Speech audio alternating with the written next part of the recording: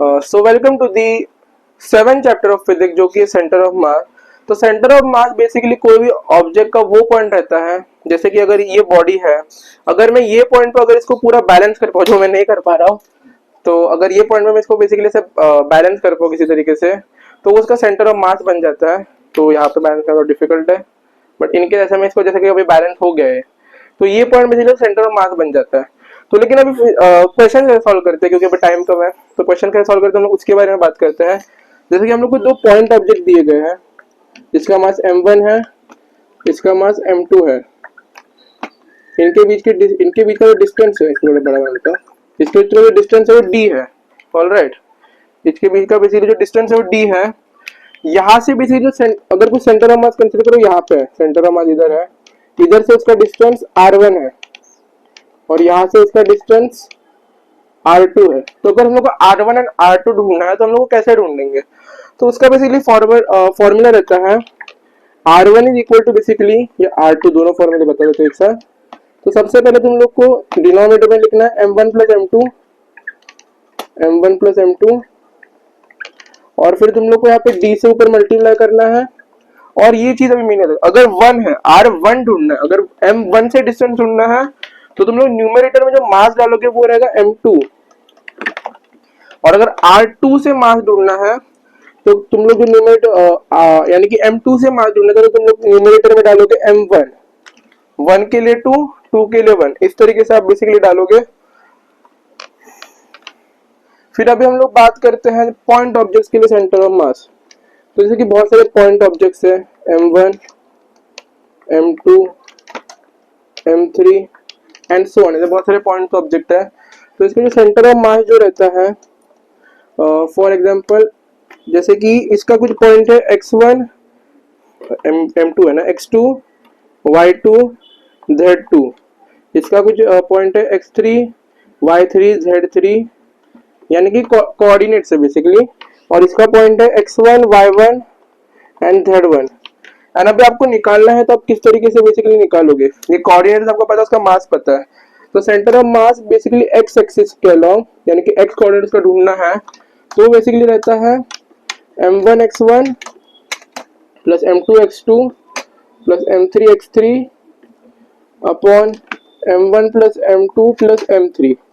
अगर ज्यादा रहा तो आप ऐसे इधर भी ऐड ऑन करते जाते हो, इधर भी ऐड ऑन कर देते हो। और सिमिलरली ये एक फॉर्मूला याद रखना, इधर ये फॉर्मूला दो याद रखना। और जैसे कि x एक्सिस में निकाला, वही y कोऑर्डिनेट निकालना रहेगा तो x1 की जगह y1, और z कोऑर्डिनेट तो z कोऑर्डिनेट डालने के, बाकी सेम फॉर्मूला रहता है। उसके बाद अगर हम लोग बात करें नॉन यूनिफॉर्म बॉडीज के लिए सेंटर ऑफ मास अगर आपको निकालना रहेगा, non uniform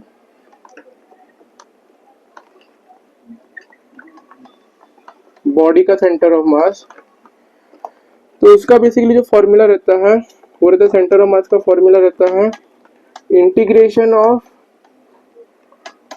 r dot dm upon integration of dm। ये बेसिकली फॉर्मूला रहता है, आप इंटीग्रेशन के फॉर्मूला ये दोनों लगा के आप सॉल्व कर सकते हो। उसके बाद हम लोग बात करते हैं कुछ ऑब्जेक्ट्स के सेंटर ऑफ मास की। तो जैसे कि अगर हमारे पास प्लेट है, ओके, एक प्लेट है जिसका रेडियस r है, सबके रेडियस r हम लोग भी कंसीडर कर चलेंगे।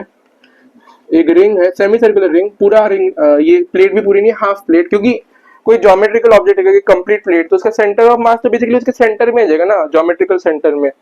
तो यहाँ पे हमारे पास एक रिंग है, रेडियस r, फिर हमारे पास एक स्फीयर है। अब स्फीयर भी दो तरीके के होते हैं, पहला वाला हमारा सॉलिड स्फीयर है और दूसरा वाला हमारे पास हॉलो स्फीयर है, यानी खोखला, और दूसरा हमारा खोखला स्फीयर है। तो अभी सेंटर ऑफ मास के फॉर्मूले क्या रहता है, तो सबसे पहले इधर r बाय पाई से डिवाइड करो, r बाय पाई से डिवाइड करो, यहाँ पे r बाय 2 से डिवाइड करना, यहाँ पे r बाय 2 से डिवाइड करना, फिर यहाँ पे इसके मल्टीप्लिकेशन 1 से मल्टीप्लाई करना, यहाँ पे 3 बाय 4 से मल्टीप्लाई करना, यहाँ पे 4 बाय 3 से मल्टीप्लाई करना, और यहाँ पे हाफ से डिवाइड करना। ओके, तो अभी आप याद कैसे रखोगे, तो बेसिकली कंफ्यूजन मोस्टली होता है, जैसे कि ये दोनों में कंफ्यूजन हो जाता है और ये दोनों में कंफ्यूजन हो जाता है। तो हमेशा ये चीज याद रखना, जो कि जैसे कि ये सॉलिड स्फीयर है, ये हॉलो है, तो सॉलिड स्फीयर का जो मास रहेगा हमेशा ज्यादा रहेगा। तो याद रखना, जो ज्यादा मास वाला ऑब्जेक्ट रहेगा उसका डिनोमिनेटर होगा, ओवरऑल डिनोमिनेटर वो इससे छोटा ही रहेगा। ओके, तो उससे आप याद रख सकते हो। उसके बाद और कुछ ऑब्जेक्ट से हम लोग बात करें, आप मिनट ये लगा दो, तो वो रहेगा हमारे पास एक ट्राइंगल जिसकी हाइट h है, ठीक है, इन सब के रेडियस r है बेसिकली। फिर एक हॉलो कोन जिसकी भी हाइट h ही है, और एक सॉलिड कोन। तो अभी हम लोग जो हाइट की बात करेंगे हम लोग नीचे से बात करेंगे। तो यहाँ पे अगर सेंटर ऑफ मास इधर है समझो, तो यहाँ से जो हाइट रहेगी सेंटर ऑफ मास की वो h/3 रहेगी। ये सेंटर ऑफ मास है, यहाँ से उसकी हाइट जो रहेगी वो रहेगी h/3। और सॉलिड कोन के केस में बेसिकली हाइट रहेगी h/4। अगर ऊपर के साइड से निकलना है तो ये टोटल हाइट h है, तो h माइनस h/3 कर सकते हो, और इस केस में h माइनस h/4 करके आप निकाल सकते हो। फिर अभी हम लोग बात करते हैं the movement of centre of mass या acceleration of centre of mass या velocity of centre of mass, ये कैसे चेंज कर रहा है, चेंज इन दैट थिंग। तो सबसे पहले हम लोग बात करते हैं डिस्प्लेसमेंट ऑफ सेंटर ऑफ मास। वो रहता है बेसिकली mx1 प्लस mr1 डाल देता हूँ यहाँ पे डिस्प्लेसमेंट तो r डालता हूँ, mr1 plus mr2 plus mr3 and so on divided by m1 plus m2 plus m3 and so on. फिर velocity of centre of mass की हम लोग बात करें तो यानी कि जैसे कि ये पॉइंट ऑब्जेक्ट है बहुत सारे, तो इसकी velocity v1 v2 and v3 है। ओके, v3 है। और बेसिकली हम लोग यहाँ पे बात करें चेंज ना, तो यहाँ पे डेल्टा लगा देना, यानी कि चेंज कितना हो रहा है, कि मूव हो रहा है तो चेंज हो रहा है ना, तो चेंज को आपको बेसिकली सब्स्टिट्यूट करते जाना है। ये वेलोसिटी v1 से, और इसका एक्सेलरेशन भी a1 a2 a3 मान लो। तो जो वेलोसिटी ऑफ सेंटर ऑफ मास है, ये सेंटर ऑफ मास कितने से मूव कर रहा है, तो रहेगा m1 v1 plus m2 v2 plus m3 v3 and so on divided by m1 plus m2 plus m3। Okay, and acceleration का भी एक्सेलरेशन सेंटर ऑफ मास कितने से हो रहा है, यहाँ पे डेल्टा मिल रहा है ना, एक्सेलरेशन कितने से हो रहा है, तो m1 a1 m2 a2 so on, ये भी divided by m1 plus m2 and जितने भी रहेंगे सब कंटिन्यू करते जाना। फिर अभी हम लोग बात करते हैं about kinetic energy of centre of मास। तो ये मैंने आपको इधर बता दिया ये एक, और अभी मैं ये अलग से क्यों बता रहा हूँ उसका मैं आपको रीजन बताऊंगा, क्योंकि इसमें हम लोग देखा कि हम लोग उसके मास सम ऑफ मास से डिवाइड करते हैं, बट ये केस में हम लोग डिवाइड नहीं करेंगे, अभी दो फॉर्मूले देखेंगे।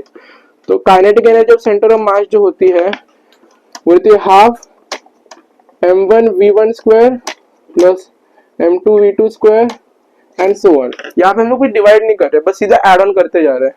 And potential energy of centre of मास जो रहती है वो रहती है m1 v1 plus m2 v2 and so on. Okay, m2 v2 and so on. अगर हम लोग देखें, जैसे कि मैं इसको दो ही पकड़ के चल रहा हूँ फिलहाल के लिए, दो का, तो हम लोग देखें कि ये इसको हम लोग मास से मल्टीप्लाई कर दे, बेसिकली m1 प्लस m2 से मल्टीप्लाई करें और m1 प्लस m2 से डिवाइड कर दे, चेंज तो कुछ नहीं हो रहा, ठीक है। लेकिन हम लोग देखें कि ये दोनों जो मिलके बेसिकली बना रहा है वेलोसिटी ऑफ सेंटर ऑफ मास, और ये total and this is the mass, total mass कितना है, तो हम लोग इसको लिख सकते हैं velocity of centre of mass into total mass, mass total. तो ये बेसिकली इतनी कुछ चीजें हैं, आपको ये चीजें याद रखनी है। एंड ये फॉर्मूला भी ज्यादा चैप्टर है, फॉर्मूला आप डायरेक्टली अप्लाई कर सकते हो, ये फॉर्मूला याद रखना, ये टेबल, ये चीजें याद रखना कम आता है, ये चीज याद रखना थोड़ा ज्यादा इंपॉर्टेंट है, एंड ये और ये याद रखना। तो that's it for this lecture, thank you.